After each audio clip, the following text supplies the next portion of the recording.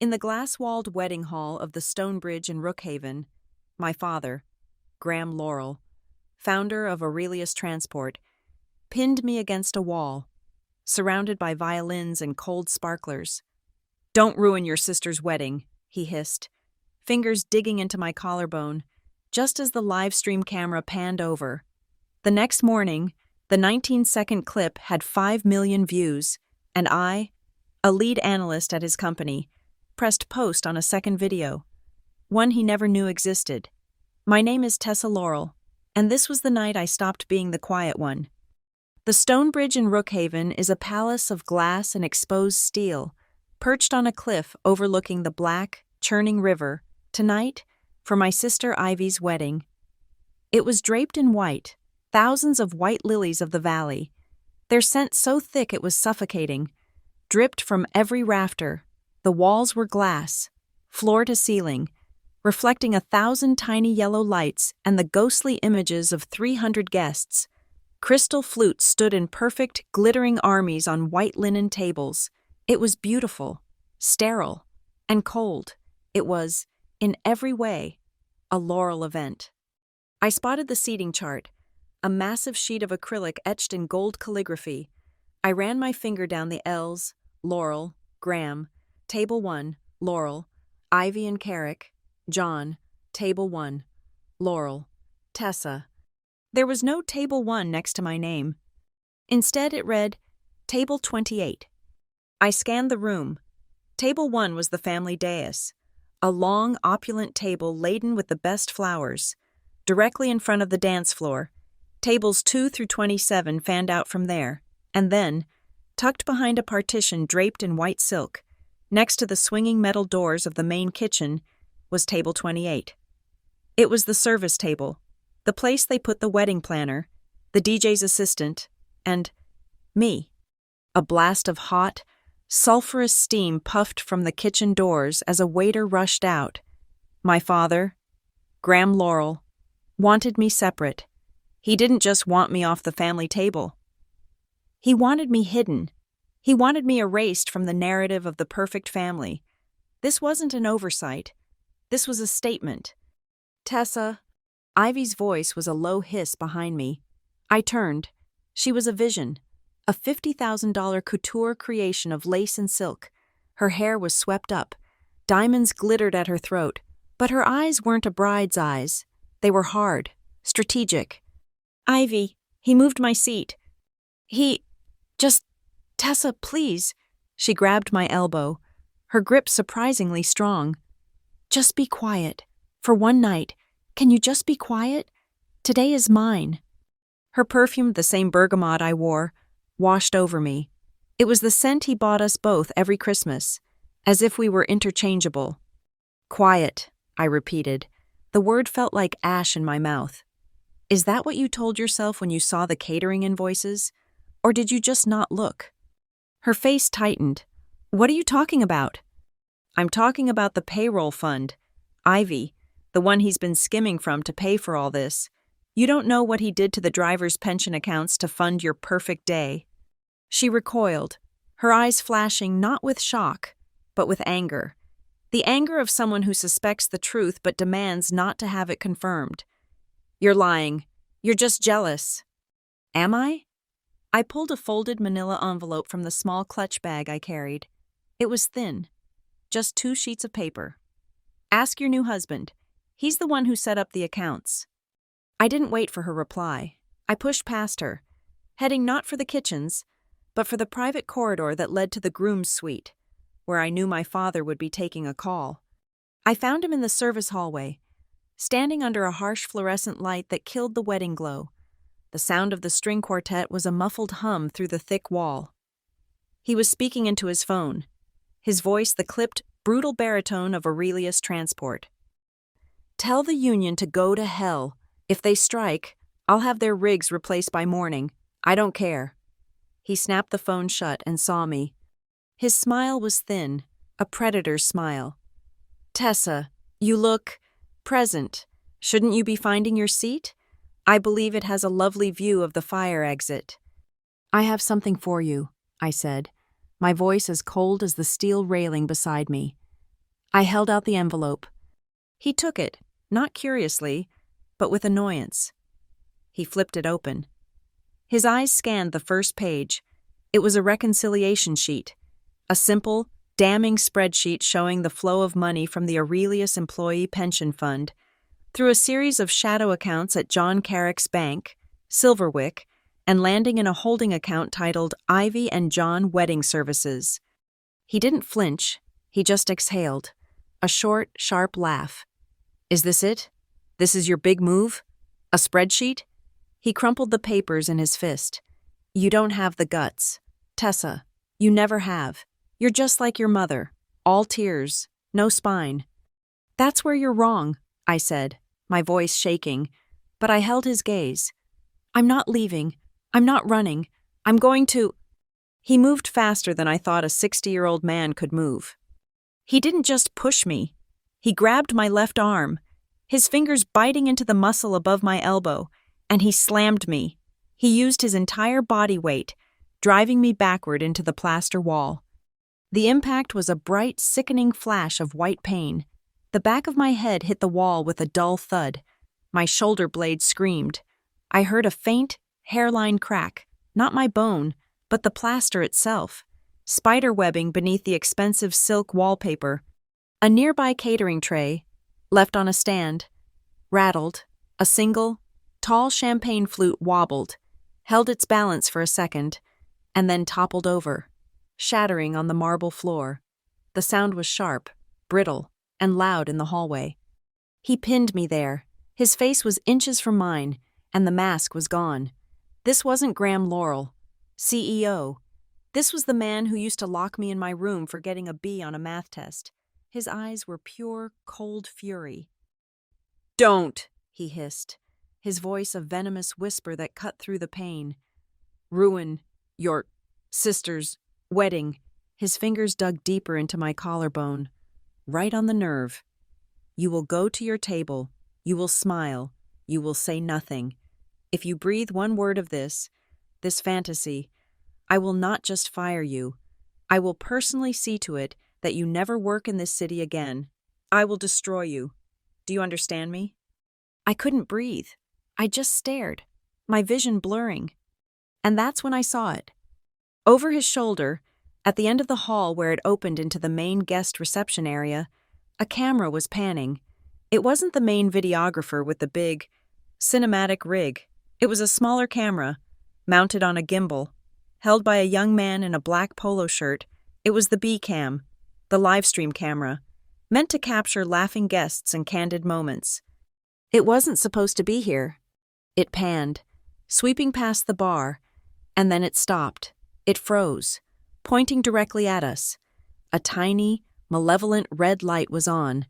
The lens seemed to zoom, tightening on my father's face, contorted in rage, on his hand gripping my dress, on my face, white with shock. It held for 5, 10, 15 seconds. It captured the full, unadulterated threat. My father, blinded by his own rage, saw nothing. He finally let go, shoving me away from the wall. I stumbled, catching myself on the railing. He straightened his tuxedo jacket, smoothed his tie. The mask of the affable, self-made billionaire snapped back into place. Good, he said, as if concluding a business meeting.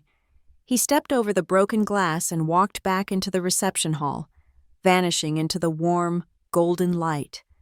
The string quartet, as if on cue, swelled into a soaring, joyful crescendo.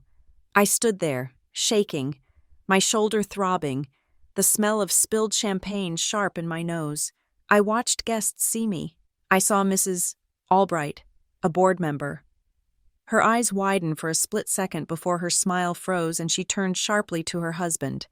I saw my aunt, my father's sister, glance down the hall, register the broken glass and my hand on the wall, and immediately turn her back, laughing too loudly at something the person next to her said. They saw, they all saw, and they all chose the music. They chose the lilies. They chose the lie. I couldn't go back in. I couldn't sit at table 28. I turned and walked toward the main exit, past the coat check, My only thought to get air, to get out. Miss. A hand touched my arm. I flinched, hard. Sorry. It was the AV tech, the one with the gimbal camera. He was young, maybe 22, with tired eyes and a tense set to his jaw. He wasn't looking at me, but at the door, as if watching for my father. Heard the plaster crack, he said, his voice barely a murmur. Saw the feed. He pushed something small and metal into my hand. It was a USB drive. You'll want this, he said. It's the secondary source. Clean audio. The mic on that thing is sensitive. He finally met my eyes. What he said, what he did. My boss would fire me for this. But screw him. Screw them all. He was gone before I could even say thank you, melting back into the shadows of the hallway. I closed my hand around the drive. It was still warm. I slipped it into the hidden pocket of my silk dress, where it rested against my thigh, a tiny, hard rectangle of potential energy.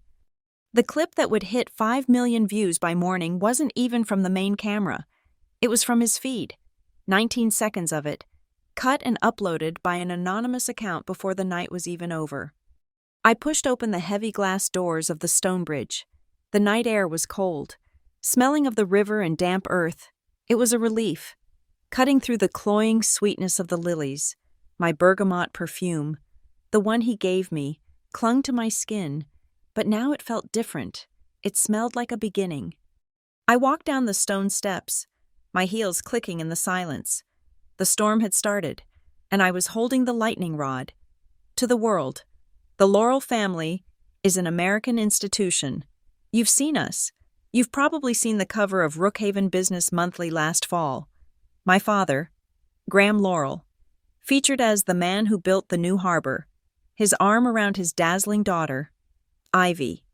Celebrated as the new face of legacy, he is the quintessential American self-made man, a narrative he polishes as meticulously as his vintage cars. Ivy is the perfect scion, the business bride, merging her PR savvy with old money. And then there's me, Tessa, the quiet one, the analyst. In the family portraits, I'm the one slightly out of focus, the dark-haired shadow necessary to make the blonde brilliance of my father and sister pop. I am the addendum, the footnote in the glossy story of Laurel. That story is a carefully constructed lie, and I am the only one who has read the fine print. The cracks started long before the stone bridge. They started the day my mother left. I was 16. I came home from a debate tournament, trophy in hand, to find her closet empty. All that remained was the faint scent of her perfume and a note on her vanity that read, "I can't breathe here anymore." My father didn't mourn. He renovated. Within a month, the living room, with its fireplace and soft rugs, was gutted. It became the West Wing conference room. The baby grand piano was sold to make room for a telepresence screen. Our home, a sprawling colonial estate in Brookhaven's oldest neighborhood, ceased to be a home. It became an extension of the Aurelius Transport headquarters. My father didn't come home from the office. He simply moved between command centers. Dinner wasn't family time. It was a performance review. Ivy adapted. She learned to speak in presentations and bullet points. Her emotions became leverage. She saw what he valued: image, growth, relentless forward momentum, and she mirrored it. She went into public relations, the family business of managing the truth. I went into data. I have a mind for numbers, for patterns, for the anomalies that signal a system under stress. I got my degree in financial analytics and applied to Aurelius Transport under my mother's maiden name. I passed 3 rounds of interviews and a 6-hour competency exam. I was hired into the logistics division, and only then did I walk into my father's office and place my offer letter on his desk. He wasn't proud. He was amused. He called HR and had them pull my file. "Fine," he'd said, his eyes cold. "But you start at the bottom. No favoritism." He had a note added to my digital file. A note I wasn't supposed to see but found 6 months later during a server audit. T. Laurel, do not prioritize. No promotions without my direct review. Treat as standard analyst. It was the greatest gift he ever gave me. It made me invisible. It meant no one questioned why I was running diagnostics on old accounts or pulling manifests from 3 years ago. I was just the quiet girl in the cubicle, the one who worked late. He called me the anchor. "Stop dragging your feet, Tessa." He'd snap in meetings when I'd flag a discrepancy in a fuel cost report. "We are a ship of the line, and you are an anchor. We are meant to move." What he meant was, stop asking questions. What he meant was, stop looking. I was an anchor. I was the one thing keeping the ship from sailing blindly into the rocks. I was the one who saw the numbers that didn't add up, the currents beneath the surface. Ivy, meanwhile, was the figurehead, all gold paint and forward thrust. She met John Carrick at a charity regatta. He was the CEO of Silverwick Private Bank, a boutique firm known for its discreet client services. He was handsome, ambitious, and most importantly, useful. Theirs wasn't a romance. It was a strategic alliance. Silverwick was, as my father gleefully called it at an executive dinner, a very sweet partner for Aurelius. They handled private financing for our more sensitive international routes. Our entire life was choreographed for public consumption. Every Thanksgiving, a photographer would arrive before the turkey. We'd pose by the fireplace, the one in the other house, the family lake house we used 4 times a year. My father would have his hand on Ivy's shoulder, smiling, while I knew he'd just spent 20 minutes on the phone berating a port manager. Our annual ski trip to Aspen was a masterclass in PR, culminating in the Aurelius Charity Sprint, where my father and John Carrick would race for cameras, the donation amount already negotiated by their PR teams. It was all a beautiful, hollow shell, and inside that shell, something was rotting. I found it 3 years ago. It started with a whisper, a pension fund for our long-haul drivers that seemed underfunded despite record profits. I started digging, on my own time, on a secure laptop I kept in a safe deposit box, not at my apartment. I found the mechanism, the sensitive routes, the discreet financing from Silverwick, and then, when Ivy announced her engagement, I found the final piece, the wedding. It was the perfect cover, a massive, one-time, high-cost event with hundreds of vendors. Who would question a $100,000 charge for flowers? Or a $250,000 venue logistics fee? I cross-referenced the vendor LLCs. They were shells, created 3 months prior, all registered to a holding company that, after peeling back 3 more layers, led back to a Silverwick-managed account. My father wasn't just skimming from the pension fund. He was laundering it.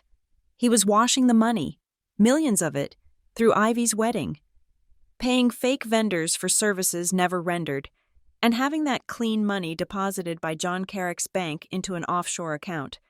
Ivy's perfect day was a multi-million-dollar money laundering operation, and she was either a willing participant or the most naive PR graduate in American history. I wasn't sure which was worse. For 3 years, I kept quiet. I gathered the data. I built the timelines. I copied the server logs. I mapped the bank transfers. I lived a double life.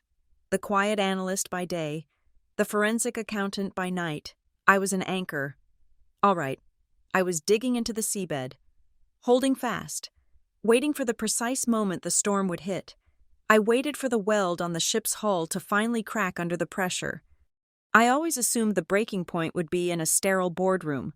I imagined presenting my findings to the audit committee, the click of the projector, the silent, stunned faces of the board members. I had rehearsed that speech 100 times. I never imagined it would be here.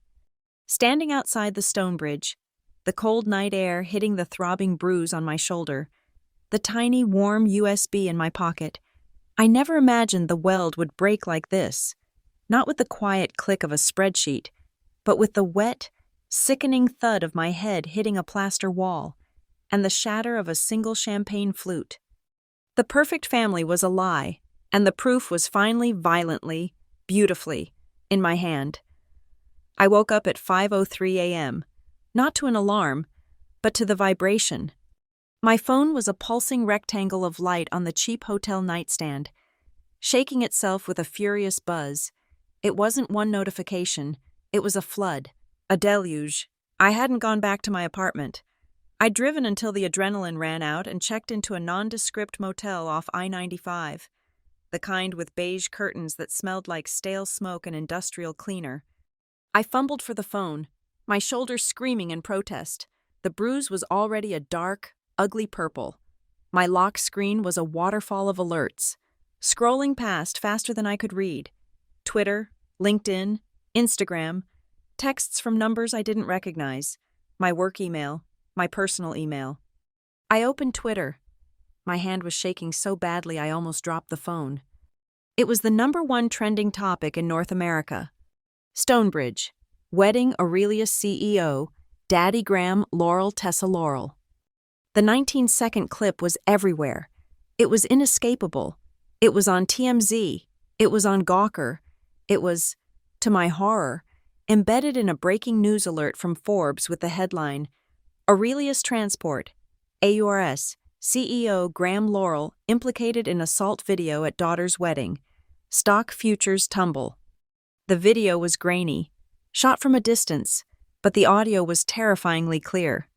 The AV tech, Micah, had been right. The mic was sensitive. You heard the sickening thud of my head hitting the plaster wall. You heard the brittle shatter of the champagne flute. And you heard my father's voice, the controlled, venomous hiss that I had known my entire life, now public property. I will destroy you, do you understand me?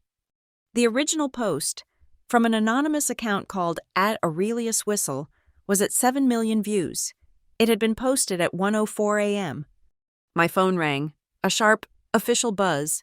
Elaine Bishop, HR Director, Aurelius. I let it ring twice, took a breath, answered. Hello, Elaine?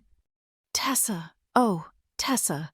Her voice was a smooth, polished instrument of corporate damage control, saturated with insincere empathy. This is a terrible situation. A truly terrible private matter that has unfortunately become horrifyingly public. It wasn't private when he did it in a public hallway, Elaine. A pause. I could hear the rustle of a script.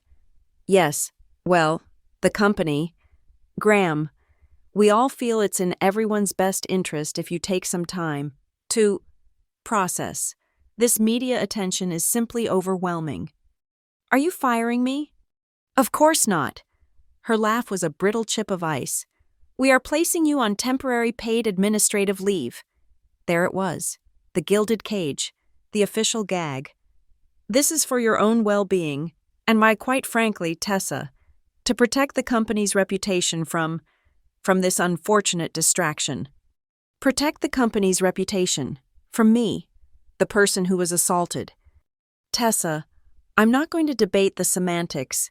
This is a complex family matter. Her voice hardened. Your access to the Aurelius network and all internal servers has been temporarily suspended, effective immediately.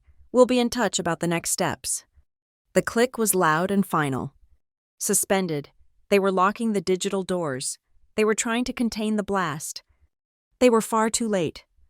I looked at the small, encrypted hard drive on the bedside table. The drive that contained 3 years of my real work, my anchor. They could have the network. I had the archive. I got dressed, paid the motel bill in cash, and drove. I didn't go to my apartment, which I assumed would soon have either reporters or his fixers outside. I drove to a small, unassuming community bank in Rookhaven's Old Port District, the kind of place with thick carpets and human tellers who knew their customers by name. Using my mother's maiden name, I opened a new 5x10 safe deposit box. I placed the hard drive inside, next to my passport, and the emergency cash I'd stashed for this very purpose. The teller slid the metal box into the wall, and the thick, heavy steel door swung shut with a deeply satisfying thunk. My data was safe. As I walked back to my car, my phone lit up with a press release from Aurelius PR, already blasted to every major newswire. Official statement. Aurelius Transport Holdings. Aurelius Transport acknowledges the unfortunate incident that occurred at a private family event, which was surreptitiously filmed and released without context. This is a deeply personal family matter being exploited by online actors. Graham Laurel is a passionate leader, and we ask for privacy for his family during this time. Business operations remain unaffected. Family and business are, and always will be, separate. Separate. A lie so brazen it was almost impressive. The market didn't buy it. The pre-market ticker for ours was a flashing, angry red, down 14%. An alert from my broker popped up. The Aurelius Transport Audit Committee has announced an emergency, unscheduled session for 4:00 p.m. EST to discuss recent events concerning executive conduct and its potential impact on shareholder confidence. They wanted to frame it. They wanted family matter to be the narrative. They wanted me to be the hysterical daughter, him the passionate father. From the quiet of my car in the bank's parking lot, I connected my laptop to my phone's hotspot. I logged into an anonymous account I had prepared months earlier for this exact purpose. I positioned my phone, angled the camera toward myself, and began recording. No filters, no script. I pulled my hair back. The fluorescent car light was harsh. The bruise on my collarbone, where his fingers had dug in, was a constellation of ugly purple and yellow. I didn't hide it. I tilted my chin so the light hit it directly. I spoke for exactly 45 seconds. My name is Tessa Laurel. I am a senior analyst at Aurelius Transport. Last night, an incident occurred where I was physically assaulted by a senior executive. The video of this assault is now public. This is not a family matter. It is a workplace safety matter. I believe in the work that Aurelius does, and I believe in the people who work there. But I also believe that every employee, from the loading dock to the executive suite, has the right to a safe environment, free from violence and intimidation. We must be able to speak up about impropriety without fear for our jobs or our safety. The health of a company is measured by its transparency, not by its silence. I didn't mention my father's name. I didn't mention the wedding. I didn't have to. I just changed the narrative. Workplace safety, transparency, fear. I hit post. The effect was not a ripple. It was an explosion. I had created an anonymous email account, whistletessa@Proton, me, and linked it in the video's bio. My laptop, still open, began to ping. And ping. And ping. It wasn't the media. It was them, the people inside. From dock worker at 87th. Subject, your video. Saw what he did to you. Wasn't surprised. He did the same to my shift lead last month. Attaching the logs from the B dock. They've been burying accident reports for years. Look at file 301B. That's where Greg lost his hand. They called it operator error and cut his benefits. From branch activities. Subject, payroll fund. You're right about the fear. I'm the branch accountant in Boston. They've been skimming admin fees from the driver pension fund for 2 years to cover executive expenses. I was too scared to say anything. Here are the internal ledgers. Godspeed. From dispatcher Saki at. Subject, DOT logs. They're running ghost driver logs, forcing us to work 20-hour shifts and hiding it from the Department of Transportation. People are falling asleep at the wheel. He's going to kill someone. Thank you for speaking. Thank you. Here are the real manifests. One email, 10:50. Within an hour, I had 72 attachments. 72 attachments, ledgers, faked safety reports, internal memos, photos of faulty equipment, audio recordings of managers threatening drivers. It was an avalanche. My anchor hadn't just been holding the ship. It was holding back a tidal wave of corporate rot. Amidst the influx, a new message arrived, this time on my LinkedIn, which I hadn't locked. From Maeve Nolan, Escrow, Nolan and Associates, Labor Law. Ms. Laurel, I just watched your 45-second video. I've been building a case against Aurelius for 2 years on behalf of their drivers. You just gave me the key. You are now, officially, a whistleblower. You have federal protections, but you need to act fast. They will try to discredit you or buy you. Do not go this alone. My phone is on. as if summoned. My phone buzzed with a text from an unknown number. Unknown. This is Alan Dempsey, from your father's office. He wants you to know this has all gone too far. He's willing to overlook this lapse in judgment. He's prepared to call it stress. Delete the video, delete the account, and you can come back to work. He's authorized a 30% salary increase. Just come home and stop this. Home. He thought I was a difficult child he could send to my room and then bribe with a bigger allowance. I typed my reply. Me. Tell him I'm not interested in a raise. I'm interested in the truth. See you at the audit committee. I sent the text and immediately blocked the number. The phone rang again, almost instantly. Ivy. I answered. It wasn't a hello, it was a sob, a high, theatrical wail I'd known my whole life, the one she used when she wanted something. Tessa, how could you? You've ruined it. You ruined everything. He put his hands on me. Ivy. My voice was flat. He was stressed. It's his company. It was my wedding. My perfect day. And you posted it? All over the internet? My honeymoon? Everyone is looking at us. They're posting comments on my photos. You're destroying my life. The practiced naivety, the weaponized victimhood, it had worked on me for 20 years. It didn't work today. Your life? I said, my voice quiet, dead. You mean the one he bought you? The one you're living in to cover for his crimes? Did you ever even look at the accounts for your perfect day, Ivy? Or did you just like the flowers? A sharp intake of breath on the other end. A sudden, cold silence. I don't know what you're talking about. Yes, you do, I said. You've always known. You just used your life to cover his. You're his accomplice, not his victim. Goodbye, Ivy. I hung up the phone. I sat in the car, the silence of the parking lot ringing in my ears. The world was exploding online, in boardrooms, in my family, but in this small, quiet space, there was only me. And the USB drive. I had almost forgotten it, the small metal rectangle from Micah Hale. The AV tech. It was still in my pocket. I pulled it out, a tiny, hot needle of potential. I plugged it into my laptop. It was unencrypted. One folder, Stonebridge Feed B. There was the 19-second clip. There was a longer 3-minute version, showing me walking up the hall, the confrontation, and him walking away, straightening his tie.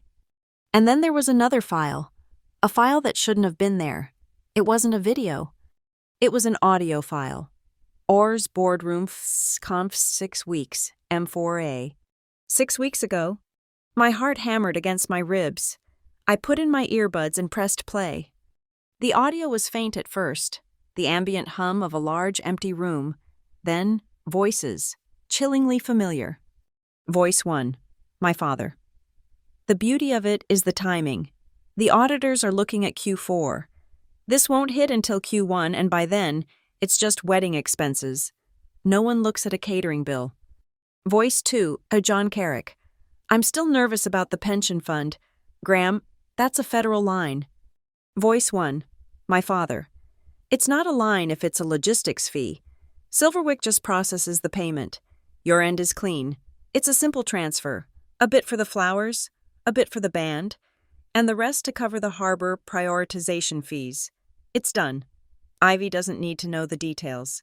She just needs to sign the checks. I stopped the recording. My hands were numb. The USB drive. Micah. He hadn't just given me the video of the assault. He'd given me the whole conspiracy. He'd given me the smoking gun. I sat in the sterile silence of my rented car. The world outside muted. My entire focus narrowed to the 2 thin wires plugged into my ears. The audio file was playing for the 3rd time. AORS, Boardroom 4, Conf 6 weeks, M4A. The voices were unmistakable, amplified by the high-fidelity microphones Micah had clearly installed. The ambient hum was the sound of the custom HVAC system in my father's main conference room. I knew it as well as my own breathing. The beauty of it is the timing, my father's voice said. slick with self-congratulation. The auditors are looking at Q4. This won't hit until Q1, and by then, it's just wedding expenses, a non-recurring operational cost. No one looks twice at a catering bill.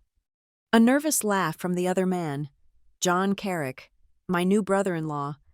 I'm still nervous about the pension fund. Graham, that's a federal line, skimming from the drivers. It's messy. It's not a line if it's a logistics fee, John. That's what you don't understand, my father replied, his impatience a sharp edge. Silverwick just processes the payment from the Shell account. Your end is clean. It's a simple transfer from Aurelius to Ivy and John Wedding Services, and from there, it goes wherever we need. A bit for the flowers, a bit for the band. A cold pause. And the rest to cover the harbor prioritization fees. It's done. Ivy doesn't need to know the details. She just needs to sign the checks. My hand tightened on the laptop. He wasn't just using her wedding. He was using her. He had turned my sister, the PR prodigy, into the signatory on a multi-million-dollar fraud. She was the patsy, the beautifully dressed, smiling face he would sacrifice the moment it went wrong. I stopped the recording and opened the file's properties. I wasn't just a data analyst. My specialty was forensics. The metadata was a story in itself. Timestamp 09/14/02. September 16th. Source: internal feed. Cam BR4 audio capture 01. Encoded AAC high bitrate. September 16th. I didn't need to check my archive. The date was burned into my memory. It was the day Ivy had her engagement high tea at the Stonebridge. It was the day she'd posted a gushing photo on Instagram of her signing the venue contract. It was the exact day the first seven-figure transfer was made from Aurelius to the Wedding Services Shell LLC. The audio file was the why. My spreadsheet was the how. This file was ripped directly from the internal security server, the server that recorded every high-level meeting, a server I had tried and failed to access for a year. Micah Hale. This wasn't a lucky grab. This wasn't an accident. The 19-second video wasn't the point. It was the delivery system. It was the opening salvo to get this USB into my hand. I had to find him. I couldn't trust the number on the AV company's truck. I dove back into my own archive, the one now sitting in a steel box at the community bank, but which I had backed up to an encrypted cloud.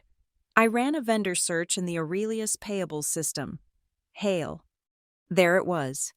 Hale Media Solutions, LLC. I scanned the invoices. Boardroom security upgrade, Phase 1, paid. Boardroom security upgrade, Phase 2. Pending. Phase 2, overdue. Phase 2, final notice. My father hadn't paid him. He'd stiffed his own high-end security contractor for $80,000, and that contractor had kept the admin password.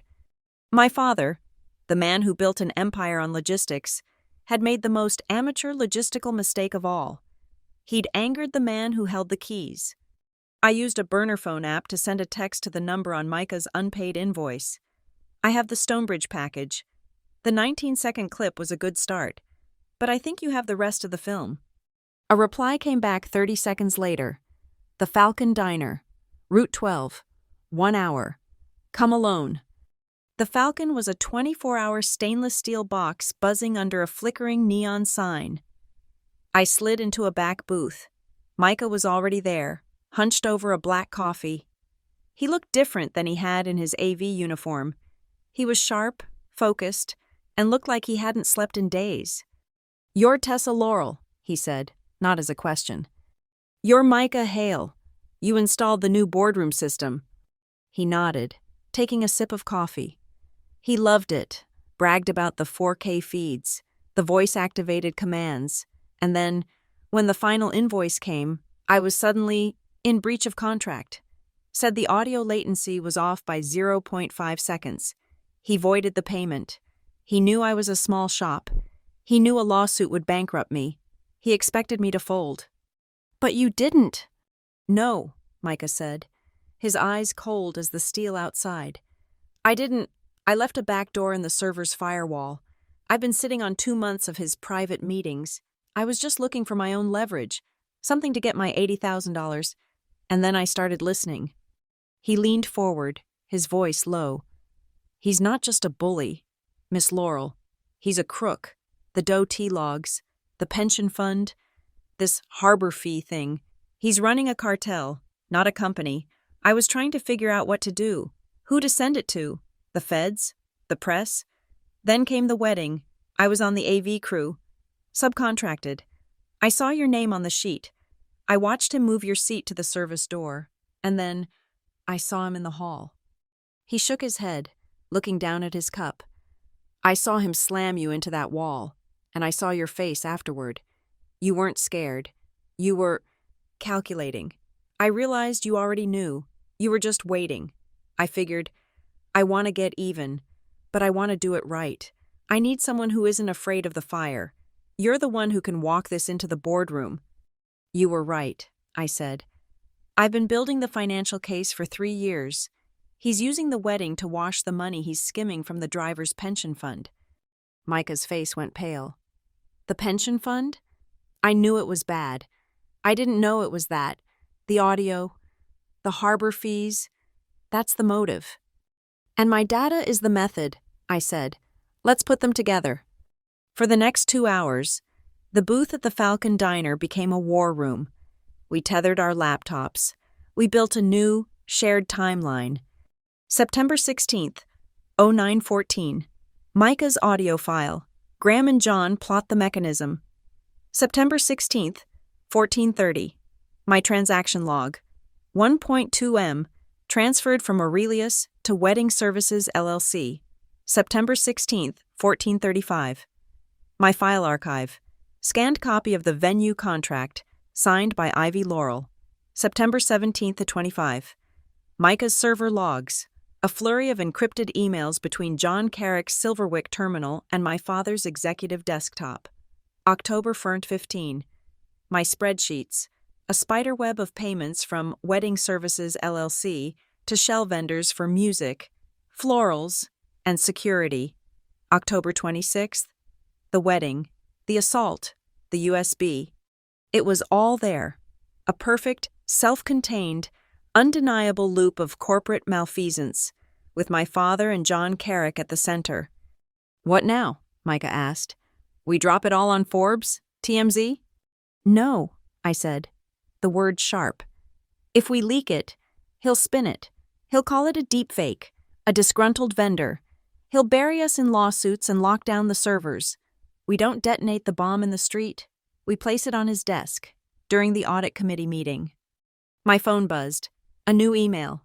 Maeve Nolan, the labor lawyer. Subject, urgent. Call me. I excused myself and went to the diner's vestibule. The smell of grease and bleach thick in the air. Maeve, it's Tessa. Tessa, things are moving faster than I expected. Her voice was rapid fire, no nonsense.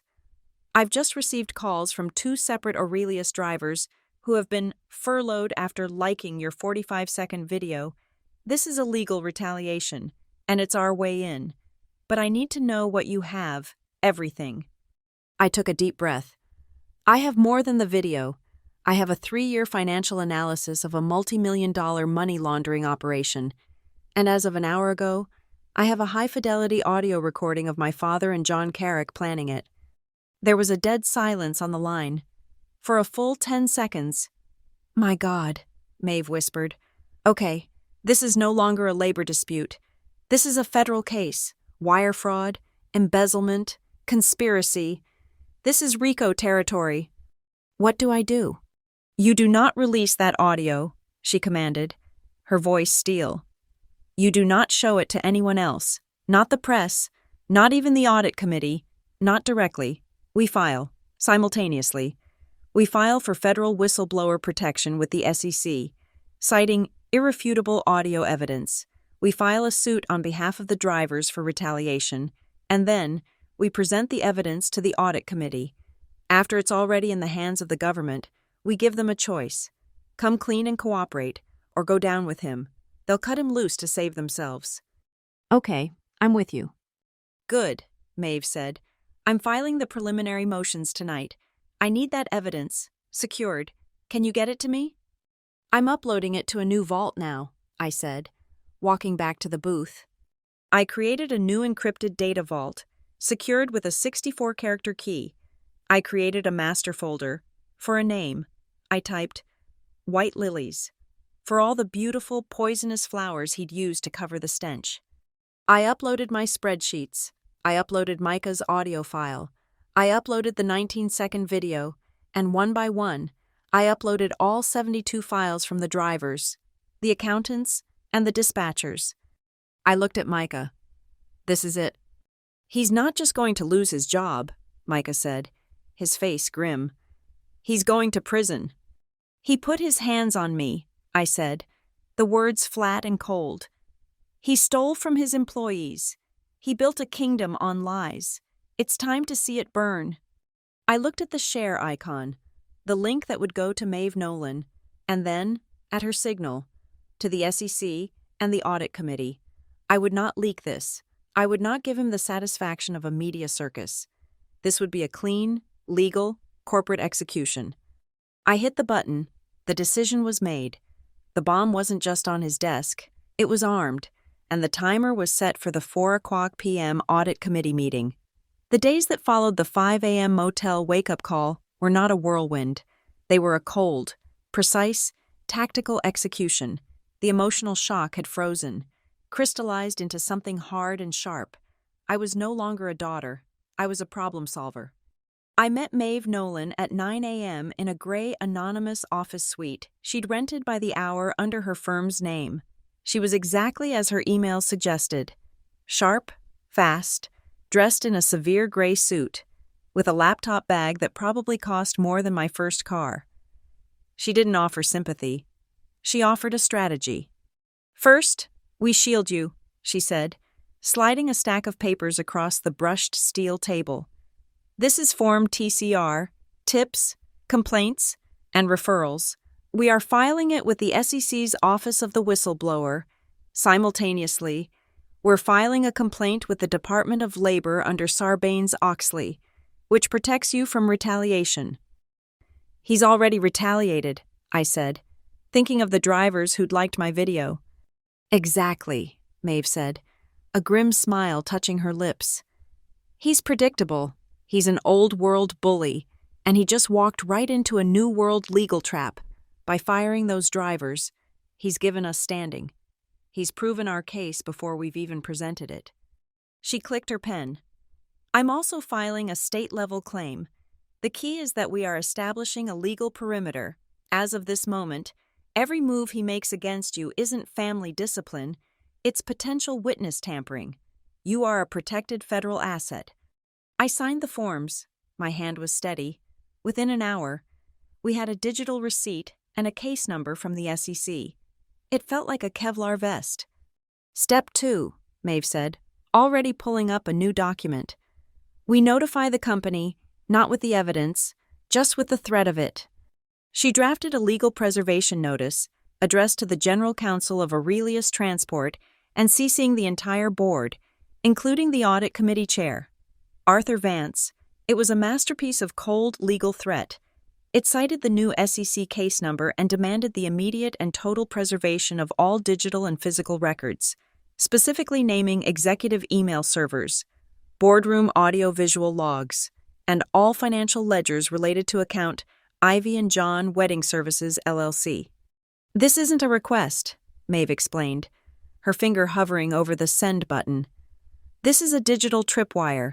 If a single file is deleted after 10:17 a.m., it's no longer just fraud, it's obstruction of justice. It's a separate felony. She hit send. Now, it was my turn. While Maeve had shackled their hands, I had to move the pieces on the corporate board. My father had enemies, not just the drivers he'd cheated, but the investors he'd dismissed.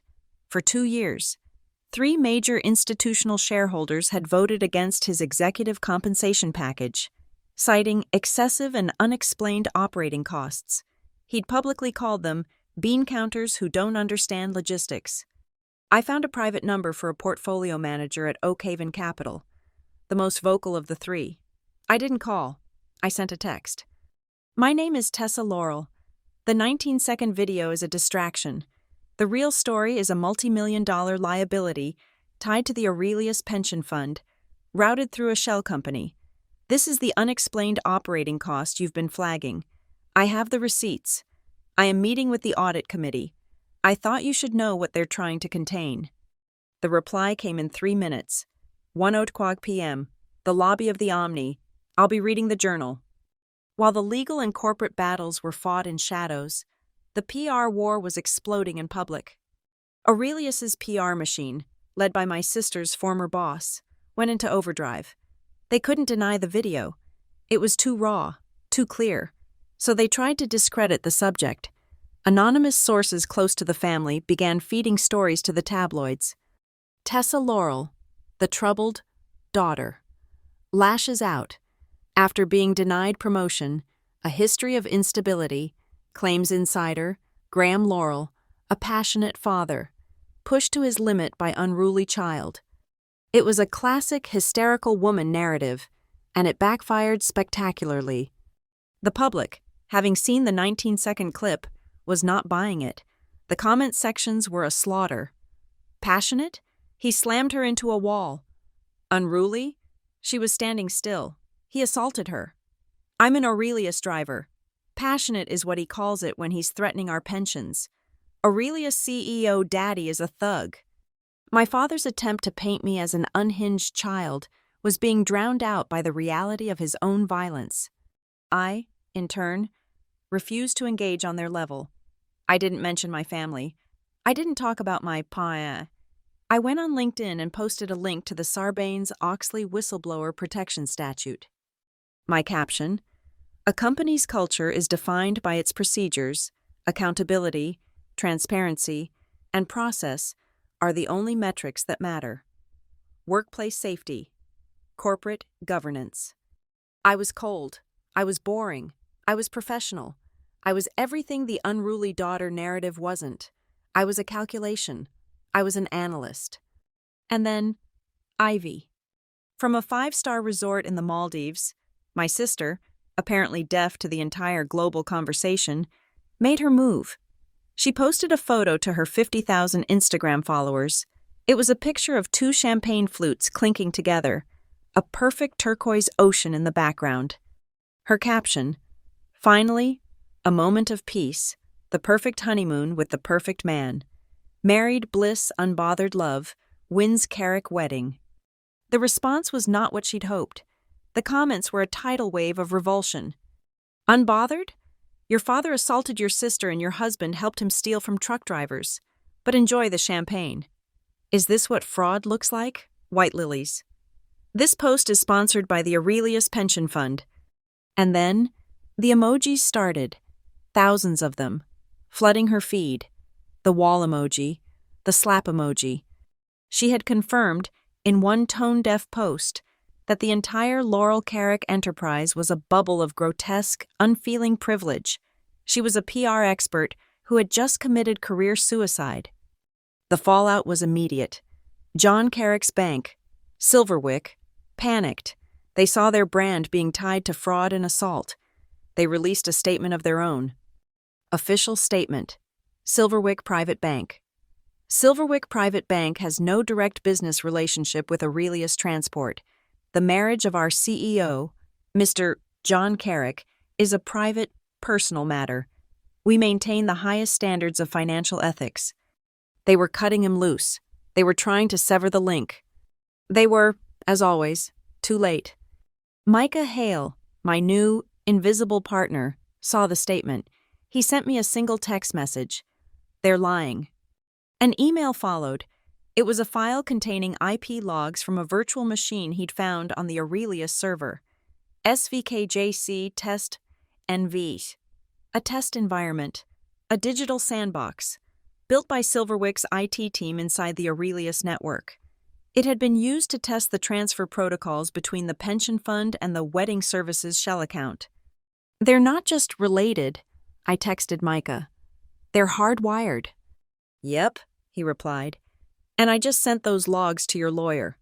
Maeve's office received a panicked call from Aurelius's general counsel at 2:30 p.m. He was sputtering. This preservation notice is outrageous. We are a family company. Are you? Maeve cut him off, her voice like ice. Because I have a federal case number that says you're a potential crime scene. You're trying to negotiate. I'm not. You will preserve the servers. We will see you at the hearing. The final domino fell at 3:00 p.m. An email from Arthur Vance, the 70-year-old chairman of the audit committee. He was an old-guard corporate figure, a man who despised public scandal and, even more, despised being lied to. Maeve's legal notice, my shareholder pressure campaign, and the public relations implosion had cornered him. His email was brief. To Tessa Laurel, Graham Laurel, CC, Board of Directors, General Counsel. Subject, Extraordinary Session. An extraordinary session of the Audit Committee is hereby called for 10:03 a.m. tomorrow, in the North Room. Your attendance is mandatory. Ms. Laurel, you will be given time to present the concerns you outlined in your letter. Mr. Laurel, you will be given time to provide context for recent events. Be prompt. It was on. He was pitting us against each other. A corporate cage match.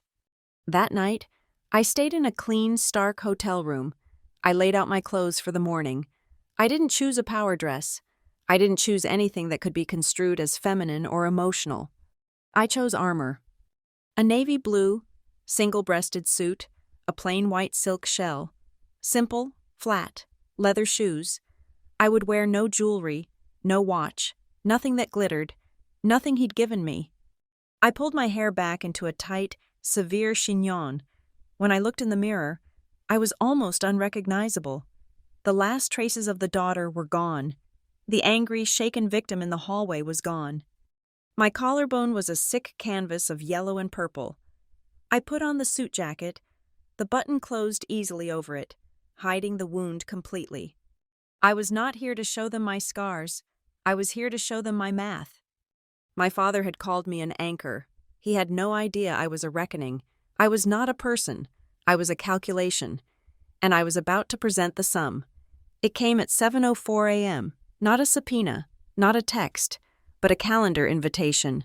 A glossy corporate invitation from the Aurelius PR department. Event. A global town hall. A message from Graham Laurel. Time. 9:00 a.m. Location. Aurelius HQ Atrium. Attendees. All global employees. Mandatory live stream. Subject. Clarification. Commitment. And moving forward. It was the 10:00 a.m. Audit Committee meeting.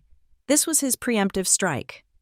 He was going to stage a public execution, but he was miscasting the victim. He was going to use the full power of the corporate stage to frame me as the prodigal daughter, to absorb my silence into his narrative of family strength. He would apologize, look paternal and pained, and by the time 10:00 a.m. rolled around, the board would be facing a man who had already handled the crisis. My father's assistant, Alan Dempsey, called me 2 minutes later. Tessa, Mr. Laurel trusts you will be on stage with him to show solidarity for the good of the company. The arrogance was breathtaking. He wasn't asking. He was assuming. I will attend, I said, my voice as flat as concrete. On one condition, I get 3 minutes on that live stream, uncut, unedited, at the podium, alone. I will speak on workplace safety culture. Alan was silent. I could hear him breathing. He will. He will want to know the content of your remarks. The content is workplace safety culture, 3 minutes. That is the price for my solidarity. Take it or leave it. He called back in less than a minute. He agrees. He's very pleased you're choosing to be a team player. Tessa. Team player. He had no idea what team I was playing for. My next call was to Micah. I was in a coffee shop 2 blocks from the HQ. He's staging a show, 9 a.m. He's giving me 3 minutes. He'll cut your mic, Micah said instantly. I know, I said. That's the main feed, the one for the employees. I need a feed for the people who matter. He'll be broadcasting from the main atrium. Can you get in?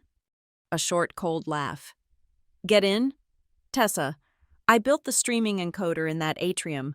I still have the root admin password. He'll have his official stream, piped through his PR team, running on a 10-second delay so they can bleep out a curse word. And you?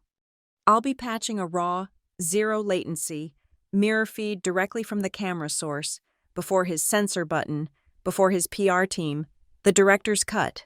Where are we sending it? To Maeve Nolan. She'll handle distribution from there. At 8:45 a.m., I walked into the Aurelius HQ atrium. It had been transformed.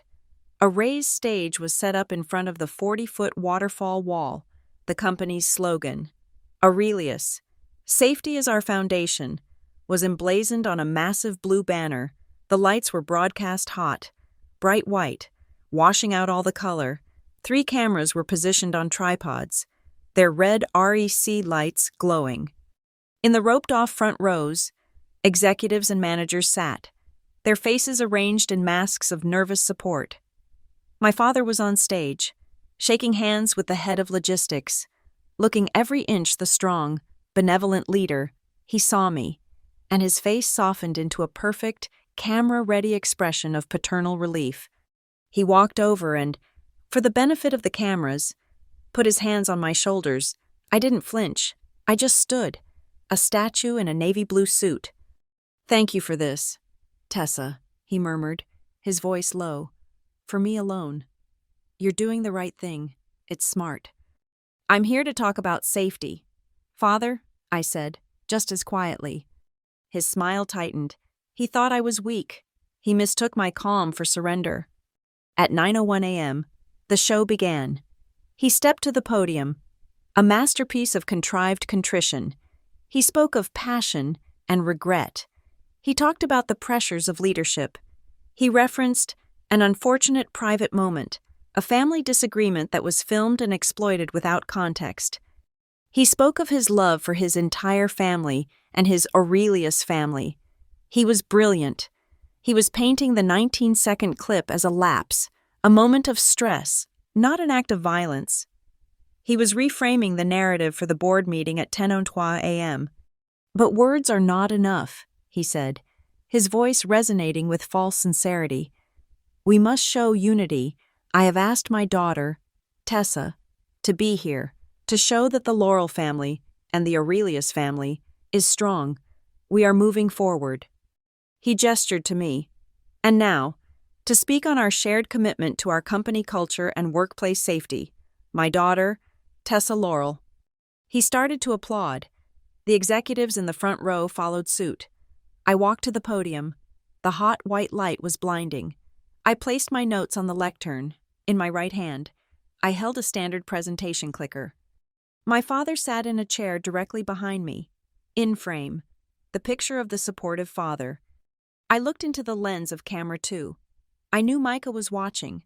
I knew Maeve was watching. And I knew that Maeve, at this exact second, had just emailed the private, raw feed link to Arthur Vance, the Oak Haven Capital Partners, and the other institutional shareholders with the subject line, Live Feed, the evidence you requested. Thank you, I said. My voice was clear, cold, and amplified throughout the atrium. I want to thank the employees of Aurelius Transport, the men and women who are the foundation. I saw the PR woman in the front row nod, smiling. This was good. This was on message. I want to thank the dispatchers in Sacramento, who, last March, were forced to run ghost driver logs for 20-hour shifts in direct violation of federal law to meet Q2 quotas. The smile on the PR woman's face vanished. My father, behind me, stopped clapping. I want to thank the shift managers at the B-Dock warehouse, who were instructed to classify a catastrophic equipment failure as operator error, leaving a man named Greg with 2 fingers and no pension. A collective, audible gasp rose from the employees gathered at the back of the atrium. I have received 72 separate reports of buried safety violations, data suppression, and workplace intimidation. This is not a culture, this is a conspiracy. My father spoke of passion. I am also passionate. I am passionate about data, about process, and about transparency. Behind me, the 40-foot banner read, "Safety is our foundation." They say a company's health is in its numbers, I said, raising the clicker. Let's look at the numbers. I pressed the button. The massive screen behind me, which had held the company logo, instantly changed. It was not a safety slide. It was my spreadsheet. It was the White Lilies file. A giant, damning flowchart. Aurelius Pension Fund. Debit. 4.3 M. Silverwick Bank. Wire transfer. Ivy and John Wedding Services, LLC. Credit. Shell vendors. Florals. Security. Venue fees. Payout. The atrium was dead silent. The only sound was the hum of the lights. Then, chaos. My father's face, visible on the monitor in front of me, had gone a dead, ash gray. "No," he whispered. He stood. He lunged, not for me, but for the microphone, his chair crashing backward. "That's enough. Shut it down. Cut the feed." He grabbed the microphone stand, his face contorted in the same mask of rage from the hallway. "This is a lie. Slander. My daughter is unstable. She's been fired." 2 uniformed security guards, his personal detail, rushed the stage. One ran toward the AV booth at the back. The other one grabbed my arm. "Cut the feed," my father screamed, his voice cracking. And on the main live stream, the one going to the 20,000 employees, the feed cut, it went black. Then to the smiling, placid Aurelius logo with the words, "We are experiencing technical difficulties. Please stand by." The giant screen in the atrium went black. The microphones died. My father stood panting, his tie askew. He thought he'd stopped it. He thought he'd contained the blast. He had no idea. Miles away, in a sterile conference room, the investors at Oakhaven Capital were not watching the technical difficulties card. They were watching Micah's raw, mirrored feed. They saw the lunge. They saw the security guard grab my arm. They saw the sheer, unfiltered panic on the CEO's face. And as the atrium feed died, Micah's feed didn't. He switched his input. The investors' screens, and Arthur Vance's iPad, went black for 1 second, and then a new file opened, an audio file. Orr's boardroom, Conf 6 weeks, M4A. The waveform pulsed, and the voices, my father's and John Carrick's, filled the silence. The beauty of it is the timing. Just wedding expenses. No one looks twice at a catering bill. I'm still nervous about the pension fund. Graham? Ivy doesn't need to know the details. She just needs to sign the checks. The internal Aurelius employee chat, though the video was dead, was exploding. He cut the feed. Pension fund? Is that where it went? She said Greg's name. She knew. She knew about Greg's hand. That was a real ledger. I've seen those codes. Simultaneously, Maeve Nolan's phone lit up. An email from the lead partner at Oakhaven Capital, forwarded to the entire Aurelius board. Subject: Emergency. Vote: No confidence. All: We are watching a private feed. We have heard the audio evidence. This is irrefutable criminal fraud. We are calling for an immediate vote of no confidence to remove Graham Laurel as CEO and chairman. We are also notifying the SEC and the Department of Justice. This meeting is effective now. Back in the atrium, there was a stunned, terrible silence. The security guard was still holding my arm. My father was trying to straighten his jacket, his eyes scanning the crowd of horrified employees.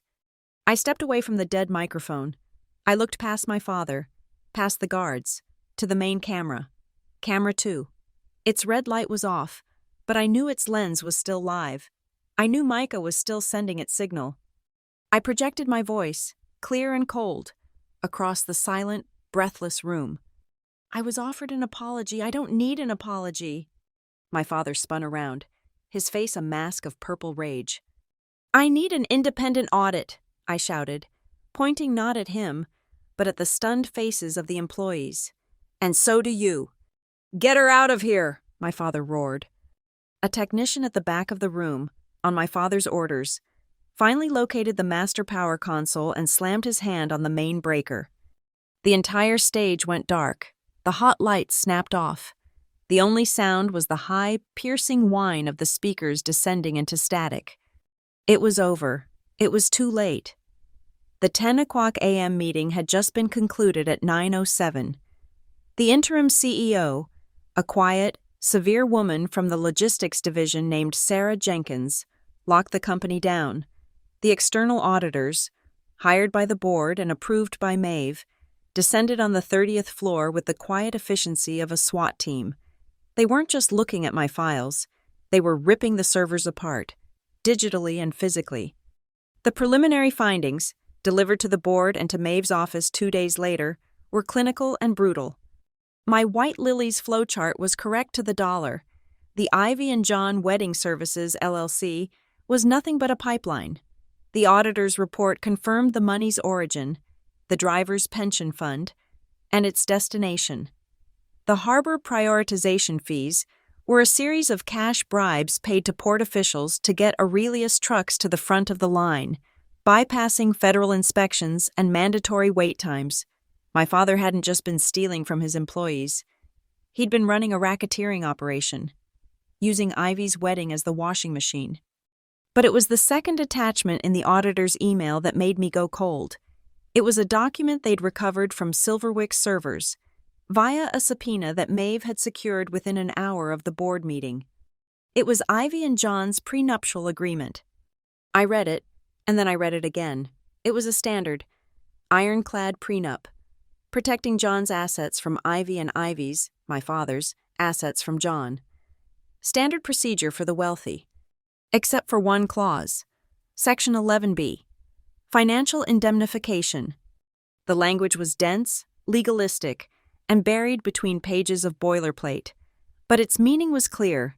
It stipulated that any and all accounts managed under the Wedding Services LLC, though jointly titled, were the sole financial and legal responsibility of Ivy Laurel Carrick. It further stated that she not he, indemnified John Carrick and Silverwick Private Bank against any legal, civil, or criminal liability arising from the management or dispersal of those funds. My father hadn't just made her the signatory. He and John had made her the scapegoat. They had turned her into the legal firewall. If the scheme ever blew up, the prenup she signed, the document she thought was protecting her future, was designed to send her to prison, while John and my father walked away clean. And the final, sickening detail. The document had been drafted, pro bono, by Silverwick's own internal legal department, a wedding gift from the bank. I found Ivy at my apartment. She'd been flown back from the Maldives on a commercial flight, her first in a decade, and had nowhere else to go. The press was camped outside the Rookhaven estate. Her new home with John was locked. He wasn't taking her calls. She was sitting on my sofa, in the same $2,000 sundress, looking small and lost. I didn't say hello. I just tossed the printed copy of the prenup onto the coffee table in front of her. Page 14, Section 11B, I said. Read it. She looked at the document, confused. What is this? My prenup? Read it, Ivy. I watched her face as she scanned the page, the confusion, the slight frown, and then the slow, dawning, gut-wrenching horror. The blood drained from her face.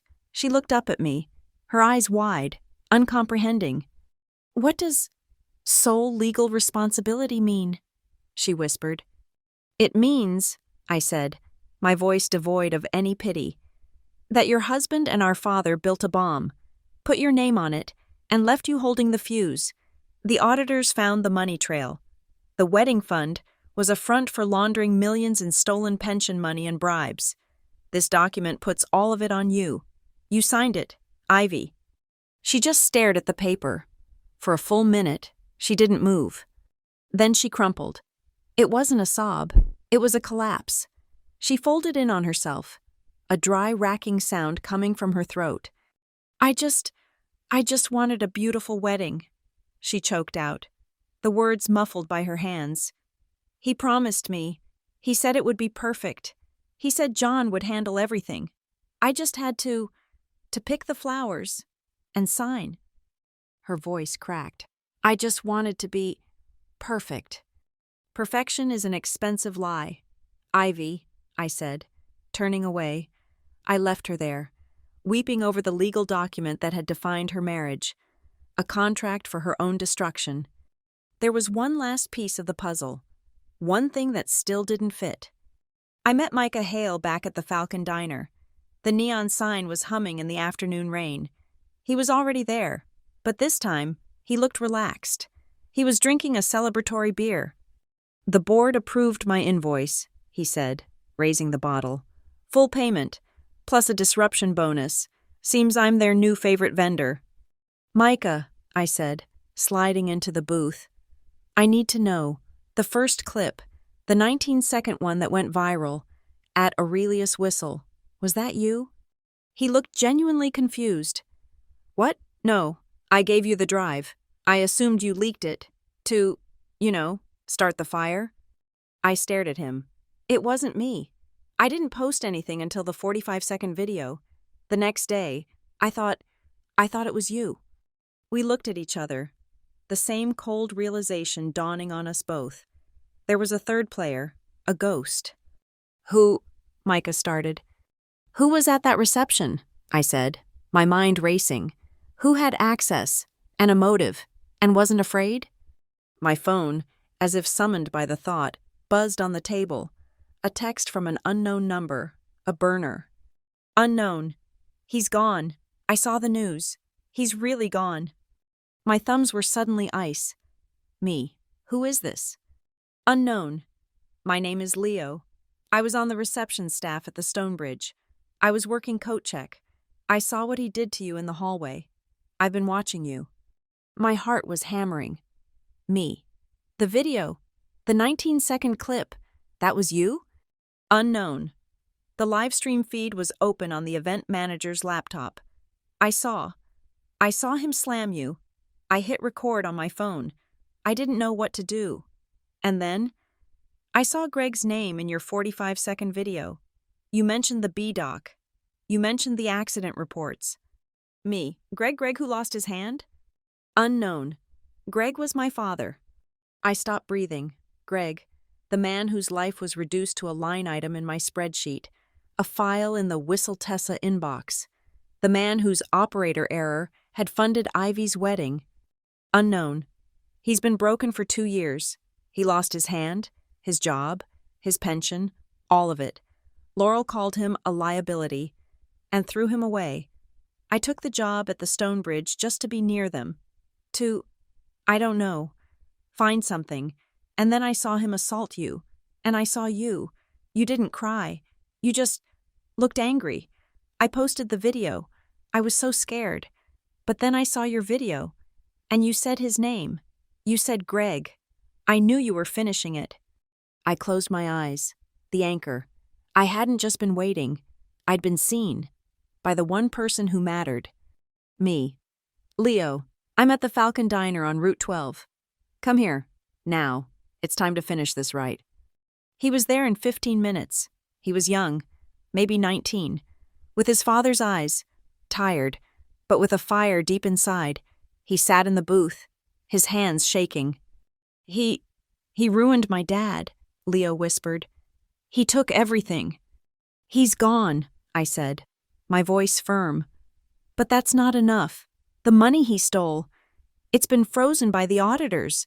It belongs to the company. But more than that, it belongs to the people he stole from. The next day, I called an emergency meeting with Sarah Jenkins, the interim CEO, and the audit committee. Mr. Laurel's Harbor Prioritization Fund, the $4.3 million skimmed from the pension, has been fully recovered by the auditors, I said, standing at the head of the black granite table. It is now an asset of the company. I propose it does not go into general revenue. I propose we create the Aurelius Workplace Compensation Fund. Its first payment will be the full retroactive pension and damages for Greg, the man whose injury was covered up to fund this scheme. Its second will be to all the drivers whose pensions were skimmed. We will make them whole, with interest. I looked at Leo, who was standing beside me, his cheap work blazer on, his eyes locked on Arthur Vance. And I continued, I propose the fund be administered by a new, independent safety committee, and its first chair should be Leo. He knows, better than anyone, what happens when safety is not the foundation. Arthur Vance looked at Leo. He looked at me. He looked at the auditor's report. It will be done, he said. Put it in the public-facing minutes. The Aurelius Compensation Fund is hereby established. We walked out of the north room, the wind from the harbor no longer feeling like a cold breath, but like a clean sweep. Ivy was waiting for me by the elevators, her face puffy, her eyes red. She was holding the prenup, crumpled, in her hand. They're charging John, she whispered. Silverwick fired him. The feds. They're charging him. And father. Yes, I said. She looked at me, and for the first time, the calculation was gone from her eyes. It was just empty. You knew, she said. When you came to the wedding, you knew about the money. You knew about all of it. And you let it happen. You pulled the mask off in front of everyone. She paused. You saved me. No, I said, pressing the elevator call button. The steel doors slid open with a quiet ding. I didn't save you. I just showed you the document. You're the one who signed it without reading. You took the mask off yourself. I stepped into the elevator, leaving her standing alone in the glass-walled lobby. The gavel crack was still echoing off the glass walls when my father's lawyer, seeing his client's complete, catatonic silence, made one last move. Mr. Chairman, the lawyer said, his voice thin. Mr. Laurel requests, he demands, the right to make a final statement, to the board, for the record. Arthur Vance looked at the man who had, until 30 seconds ago, been his peer. His face was granite. 60 seconds, Vance said. For the record. The video call screens with Ivy and John were gone. The only sound was the low, rushing hum of the HVAC, like a distant, angry ocean. My father stood up. He was slow, his movements stiff. He unbuttoned his suit jacket. He wasn't looking at the board. He was looking at me. The harsh, white, fluorescent light of the north room carved deep shadows under his eyes. Family, he began, his voice a low, gravelly rasp. I built this company on one principle. Loyalty. You don't turn on your own blood. You don't betray the people who gave you everything. He pointed a shaking finger at me. She is a traitor. She brought this poison, into my house, into my company. You reward this betrayal, and you are all fools, you. He was trying to build momentum, to find the old thunder that had cowed rooms for 30 years. He was trying to frame himself as the victim, the patriarch stabbed in the back. I didn't move. I just picked up the small black remote clicker from the table. While he was speaking, I pressed the button. The screen behind him, which had been showing the I vote, flickered. It was replaced by a single, new image. It was a bank transfer confirmation, a transfer for $500,000, moving from the Harbor Fees Slush Fund to a private, numbered account in the Caymans. At the bottom of the confirmation was the digital signature, G. Laurel, and next to it, the timestamp, 9:06 a.m. It was the exact moment he had been on stage in the atrium, screaming at the security guards to cut the feed. While he was performing his public apology, he was simultaneously trying to empty the slush fund. It was the final, panicked act of a guilty man. The room went absolutely dead silent. The sound of the air conditioning became a roar. My father's words died in his throat. He hadn't seen the screen change, but he saw the faces of the board members. He saw their disgust curdle into pure, cold rage. He slowly turned. He looked at the screen. He saw the transfer. He saw the timestamp. He saw his own signature. He had no words left. The lie was total. The exposure absolute. Arthur Vance nodded. Once. Security. The two guards, who had been waiting by the door, stepped forward. They didn't touch him. They just stood in front of him. The lead guard, a tall man whose face I'd seen for 20 years, held out his hand, palm up. Your badge, Mr. Laurel, and your access card. My father looked at the guard, then at his own chest. He slowly, fumblingly, reached for the metal badge clipped to his breast pocket. It was heavy, brushed steel, engraved simply, G. Laurel, Chairman. He unclipped it. For a second, he just held it, a small, useless piece of metal.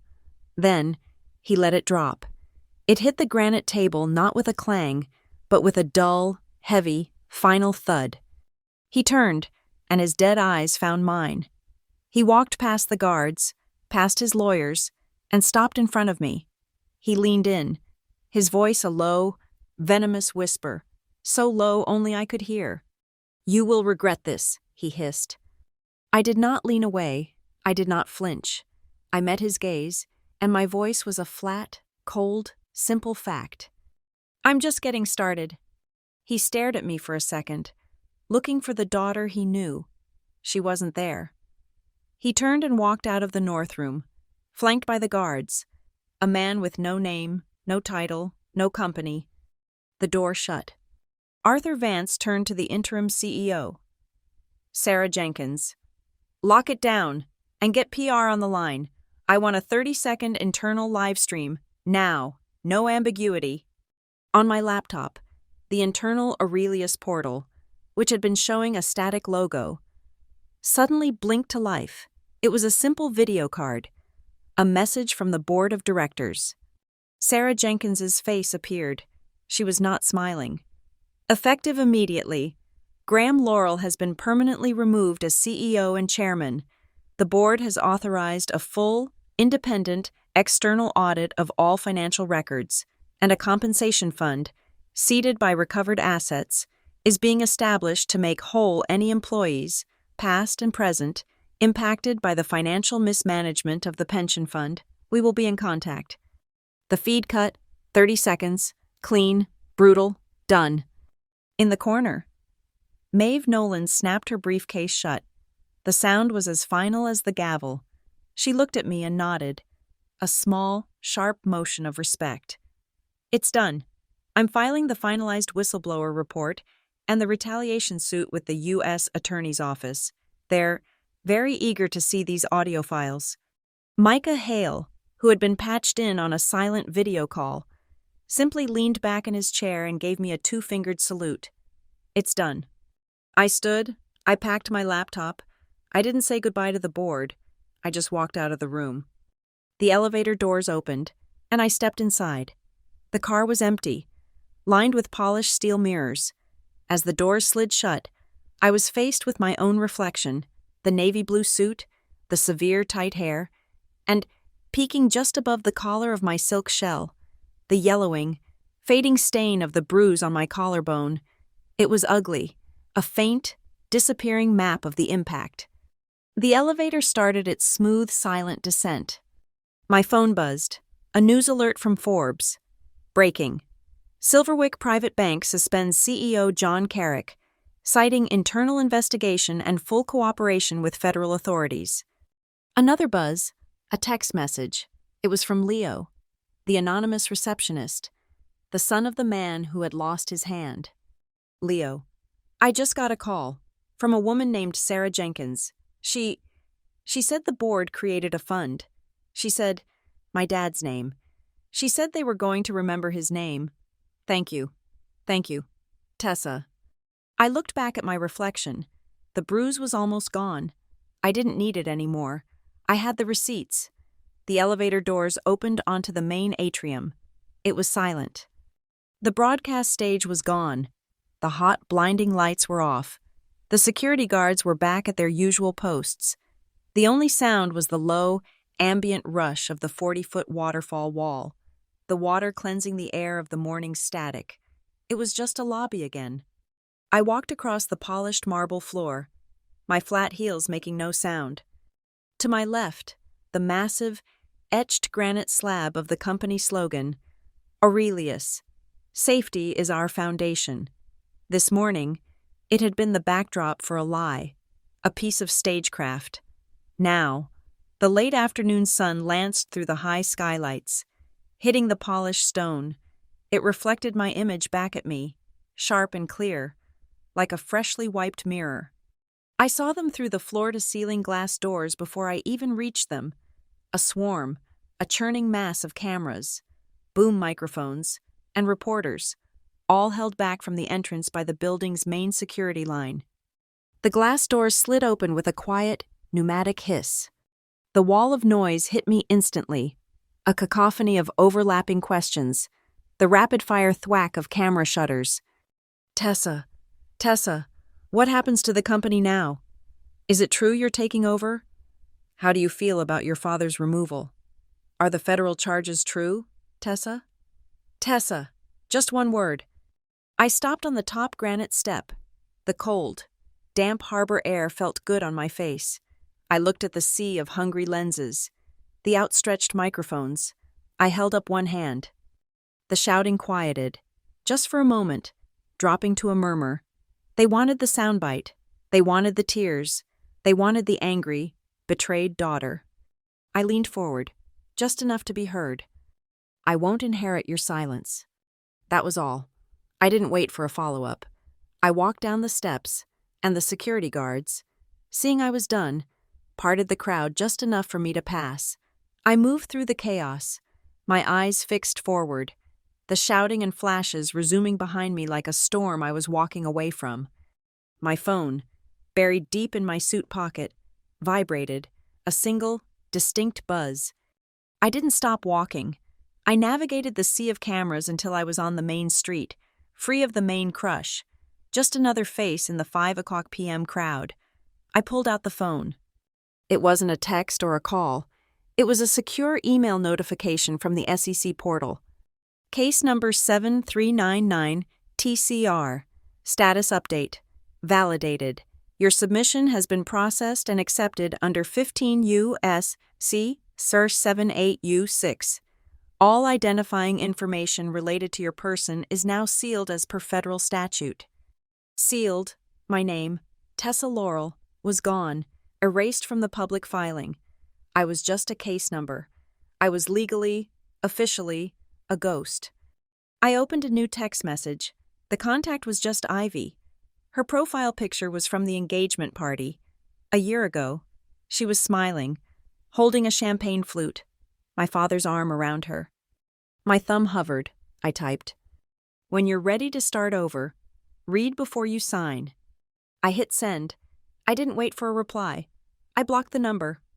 I turned the corner, away from the Aurelius Tower, heading toward the harbor.